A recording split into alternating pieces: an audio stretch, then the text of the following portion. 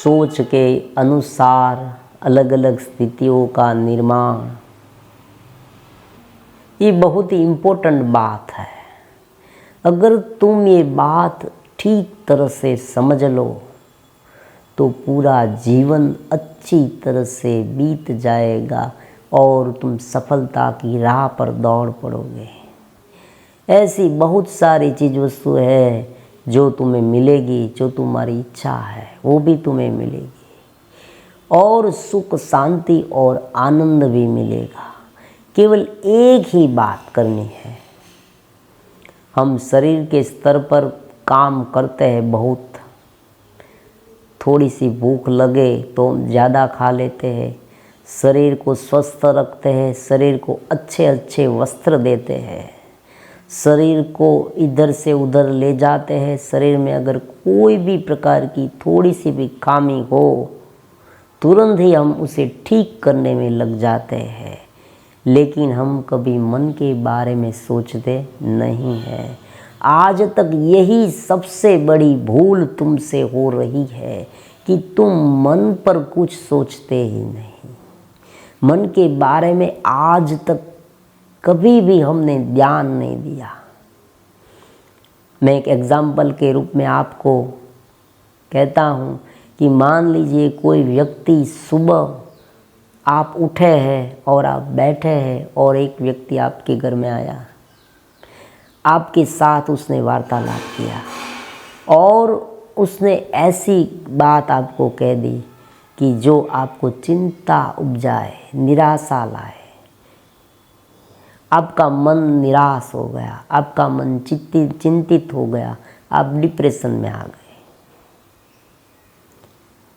और एक दूसरी व्यक्ति आई, उस व्यक्ति ने ऐसी सहज बात की कि आप उत्साह से भर गए, आप एकदम प्रफुल्लितता, एकदम मन आपका आनंदित हो गया, आपकी आधी चिंता दूर हो गई, डिप्रेशन कहाँ चला गया वो आपको मालूम नहीं रहा।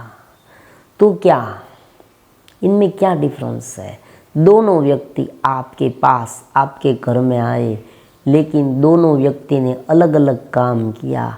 एक ने आपकी चिंता को बढ़ाया तो दूसरे ने आपको संवारा, उस चिंता को हल किया। तो उसी तरह से तो आपको कौन से मित्र ज़्यादा पसंद होंगे, कौन व्यक्ति आपको ज़्यादा पसंद होगा, किनकी चॉइस आपको ज़्यादा करनी है? अच्छे वाले, मतलब जो आपकी चिंता को घटाए या आपकी चिंता को बढ़ाए, आपको शांत रखे, आपको एक प्रफुल्लित रखे, आपको आनंदित रखे, आपको सही रास्ता दिखाए।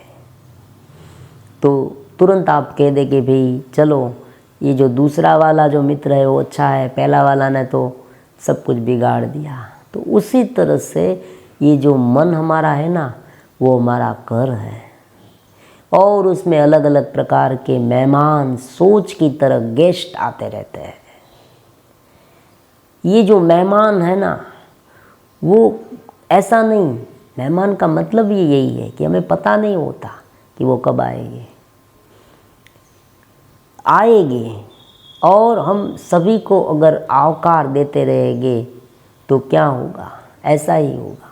कभी हम चिंतित होंगे तो कभी हम प्रफुल्लित होंगे, कभी हम डिप्रेशन में चले जाएंगे तो कभी हम आशा से भर जाएंगे और कॉन्फिडेंस आप में आ जाएगा। कभी कभी ये भी खतरनाक है, आप अपनी लिमिट में नहीं रहेंगे, कभी कभी वासनाएं जग जाएगी, सेक्स करने की अदम्य इच्छा मन में प्रकट होने लगेगी, ये भी खराब है।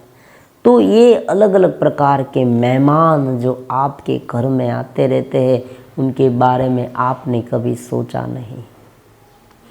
तुम्हारी जो सोच है वही तुम्हारा जीवन है।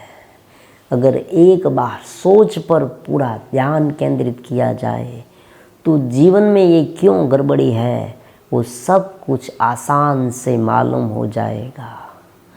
सुबह पर जैसे उठे तुरंत ही तुम्हारे मन में सोच उभरती आएगी, शाम तक ये सोच चालू ही रहेगी, फिर रात को जो दिन भर सोचा है उनके आधार पर स्वप्न आएंगे।